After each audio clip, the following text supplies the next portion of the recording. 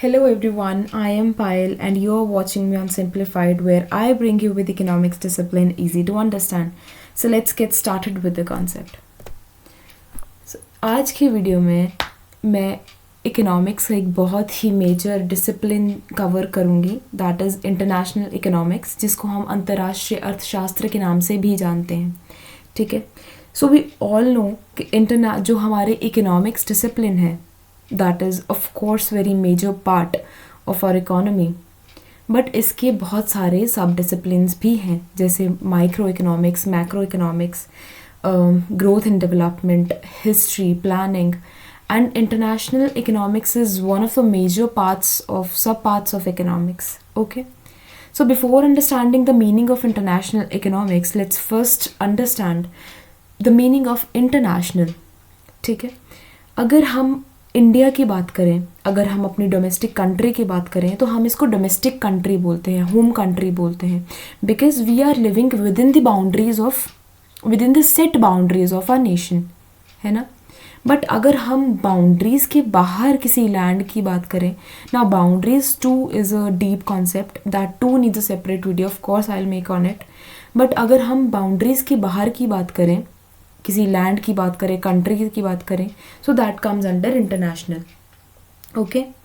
Now international economics में first is कि हमारी जो भी इंटरैक्शन होती है, ठीक है, द टर्म इटसेल्फ सेज कि हम जब अपनी डोमेस्टिक कंट्री से बाहर चीज़ें उठ के देखते हैं, या अगर हम अपनी डोमेस्टिक कंट्री से बाहर किसी कंट्री के साथ ट्रेड करते हैं, इंटरैक्ट करते हैं, एक्सचेंज करते हैं, आइडियाज़ एक्सचेंज करते हैं, कल्चर एक्सचेंज करते हैं, तो that comes under international economics. Okay. Second thing, जब हम इंडिया की बात करते हैं, जब हम डोमेस्टिक कंट्री की बात करते हैं, तो दैट इज़ डोमेस्टिक पर्सपेक्टिव. ठीक है, हम उसको एक डोमेस्टिक पर्सपेक्टिव से देखते हैं, हम उसको एक होम पर्सपेक्टिव से देखते हैं. बट जब हम इंटरनेशनल इकोनॉमिक्स की बात करते हैं तो हम इन सब चीज़ों को, हम हर एक चीज़ को, हर एक ट्रांजैक्शन को, हर एक इंटरैक्शन को ग्लोबल पर्सपेक्टिव से देखते हैं. ठीक है. क्यों? क्योंकि हम और कंट्रीज़ के साथ भी लेन देन कर रहे हैं, अपने विचार जो है वो आदान प्रदान कर रहे हैं. ठीक है. So that is a global perspective. ना इंटरनेशनल इकोनॉमिक्स के अंदर एक बहुत ही मेजर चीज़, ठीक है, that is very common, is international trade. As this picture depicts कि हम इंटरनेशनल ट्रेड करते हैं, जिसको हम अंतर्राष्ट्रीय व्यापार भी बोलते हैं. ठीक है. सो इंटरनेशनल ट्रेड होता क्या है? सी, हम व्यापार करते हैं अपनी कंट्री में भी. ठीक है. हम कुछ ना कुछ चीज़ें एक्सचेंज करते हैं, जो चीज़ें हमारे पास नहीं है हम वो ख़रीदते हैं, जो चीज़ें किसी और के पास नहीं है और जो हमारे पास है हम वो चीज़ें उनको देते हैं. So that is trade. ठीक है. It means you are exchanging something. So international trade क्या है? It's a field of economics. ठीक है. Of course it is a study of interaction between different countries. ठीक है. Among different countries. ओके. और इसमें क्या चीज़ इंक्लूड होती है कि अगर हम व्यापार कर रहे हैं और देशों के साथ, ठीक है, तो इसका इफ़ेक्ट क्या होता है एक ग्लोबल इकोनॉमी में? That is effect of interaction on global economy. अगर हम किसी एक कंट्री के साथ व्यापार शुरू करते हैं तो उसका ग्लोबल इकोनॉमी पे क्या इफ़ेक्ट पड़ेगा, या उसका अपनी डोमेस्टिक इकोनॉमी पे क्या इफ़ेक्ट पड़ेगा. सी, ठीक है. So that comes under international trade. Now हर एक चीज़ के प्रोज एंड कॉन्स होते हैं, है ना. एंड इफ़ वी थिंक कि इंटरनेशनल ट्रेड के क्या प्रोज एंड कॉन्स हो सकते हैं, मतलब व्हाट इज़ द पर्पस, हम इंटरनेशनल ट्रेड करना क्यों चाहते हैं. ठीक है. तो इफ़ वी थिंक कि कुछ ना कुछ तो चीज़ होगी ना, कि जो हमने ट्रेड स्टार्ट करा, सबसे पहले डोमेस्टिक कंट्री में स्टार्ट हुआ. ठीक है. फिर धीरे धीरे as the economy started growing, तो हमने इंटरनेशनली चीज़ों को एक्सेप्ट करना शुरू करा, है ना. So what was the purpose? Yes, you are thinking it right. सबसे पहली चीज़ है स्पेशलाइजेशन. अगर हम किसी चीज़ में स्पेशलाइज्ड हैं तभी हम लोगों के साथ व्यापार करेंगे, है ना.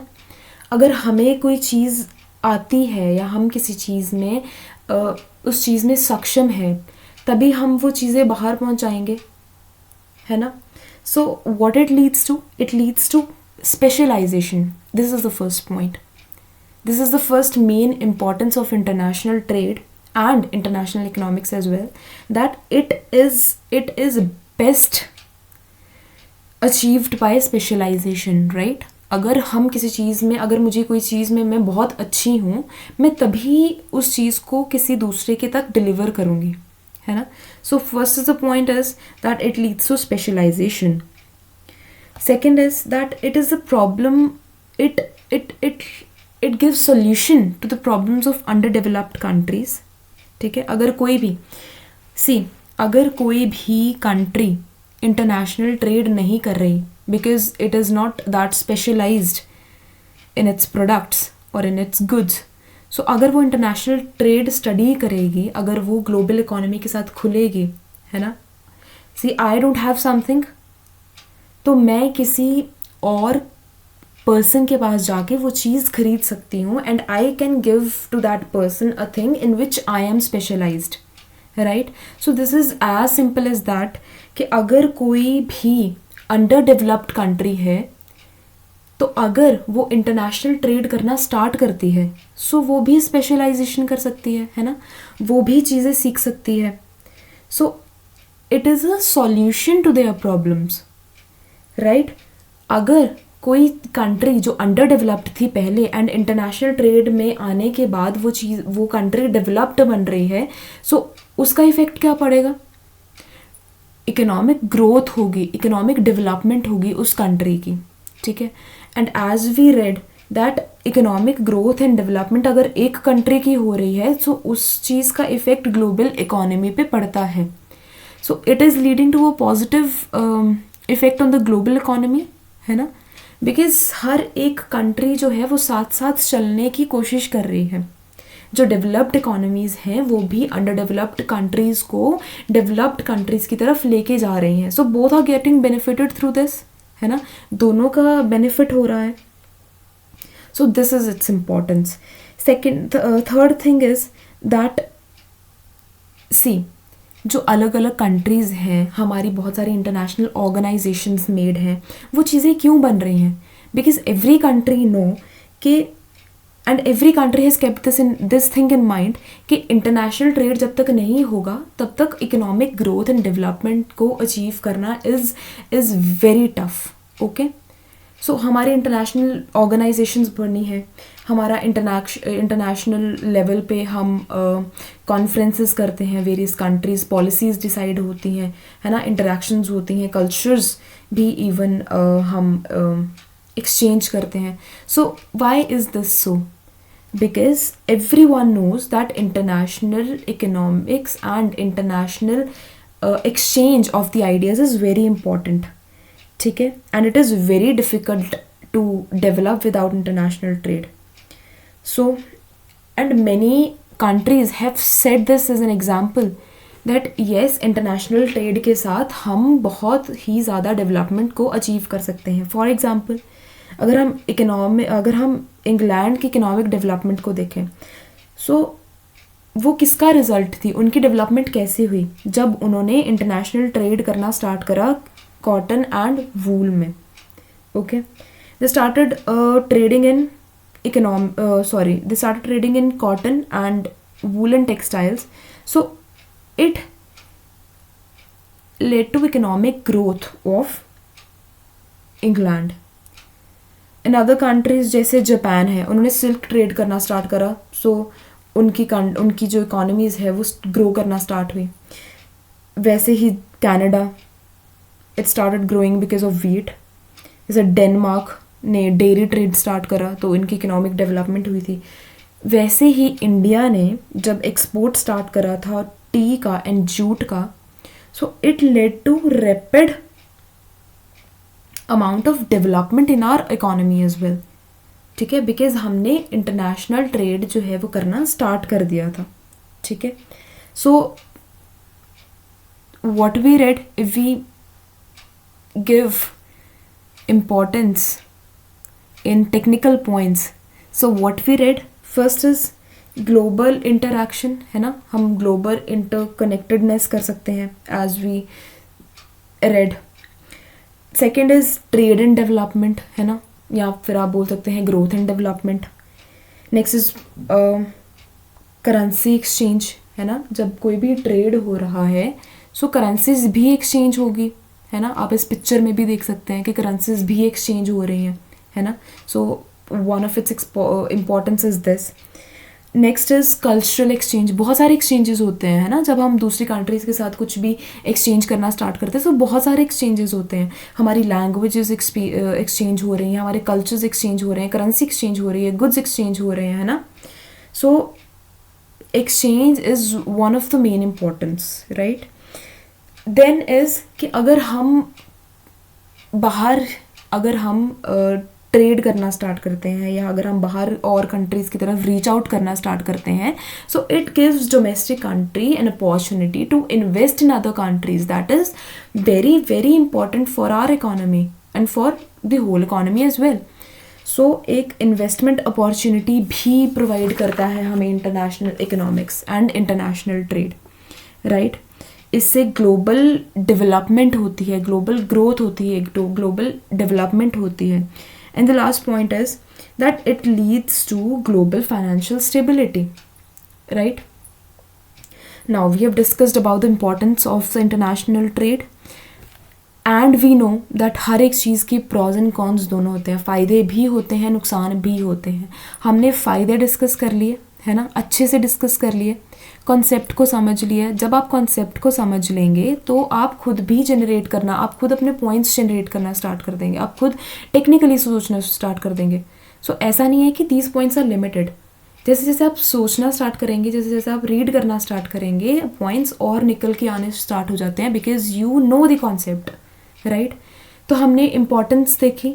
Now it has cons as well. इसके कुछ नुकसान भी हैं. क्या क्या हो सकते हैं नुकसान? जब हम गुड्स को एक्सचेंज कर रहे हैं सो हमारे व्यूज़ भी एक्सचेंज हो रहे हैं है ना. So it leads to job outsourcing. This is one of the major cons of international economics, that it leads to job outsourcing which is of course beneficial to the companies and is not for many of the companies as well. सो जो job outsourcing है उसके भी pros and cons हैं है ना. किसी के लिए फ़ायदेमंद है, किसी के लिए नुकसान है. ठीक है. सेकेंड पॉइंट इज़ कि जब हम ट्रेड करते हैं सो इसमें दो चीज़ें इंक्लूड होती हैं. First is import and export. ठीक है. इम्पोर्ट का क्या मतलब है कि अगर हम दूसरी कंट्री से अपनी कंट्री में कोई चीज़ मंगवा रहे हैं या फिर कोई गुड मंगवा रहे हैं, सो दैट इज़ इम्पोर्ट. मतलब हमारी डोमेस्टिक कंट्री में वो चीज़ आ रही है, so that is import. And export is export. X से एक्सटर्नल. सो एक्सपोर्ट मतलब जब हम अपनी कमोडिटी, जिसमें हम स्पेशलाइज्ड हैं, जब हम अपनी कमोडिटी किसी दूसरे देश में बेचते हैं, that is export right. So export है एंड इम्पोर्ट है. ठीक है. जब हम ज़्यादा इम्पोर्ट करना स्टार्ट करेंगे, जब हम दूसरी फॉरेन कंट्रीज़ की चीज़ें अपनी कंट्री में ज़्यादा मंगवानी स्टार्ट करेंगे तो क्या होगा? जो हमारी डोमेस्टिक कंट्री की अपनी इंडस्ट्रीज़ हैं उनका नुकसान होगा है ना. क्योंकि हमारी जो डोमेस्टिक इंडस्ट्रीज़ हैं they can not compete with the foreign industries. This is very obvious है ना. सो इस चीज़ से उनको नुकसान होगा, हमारी डोमेस्टिक इंडस्ट्रीज़ को नुकसान होगा. So it is risk for our domestic country as well है ना. अगर हमारी डोमेस्टिक कंट्रीज़ को नुकसान हो रहा है तो हमारी कंट्री को भी नुकसान हो रहा है ना. This is one of the risk. Second is इसके ही रिलेटेड है. अगर डोमेस्टिक इंडस्ट्रीज़ को नुकसान होगा तो हमारी जॉब कहाँ जाएगी? अगर हमारी डोमेस्टिक इंडस्ट्रीज़ को नुकसान होगा so it will reduce jobs in domestic industry. So again ये हमारी डोमेस्टिक इकोनॉमी को कहीं ना कहीं इफेक्ट कर रही है ना. And the last thing that I consider major as a major is it undercuts the prices of local farmers as well. So ये चीज़ हमारी प्राइमरी सेक्टर को भी कहीं ना कहीं नुकसान कर रही है ना. So what we conclude is international trade जो है that is very important to do. ठीक है. ये बहुत ज़्यादा फ़ायदेमंद भी है, बट कहीं ना कहीं इस चीज़ का नुकसान भी है।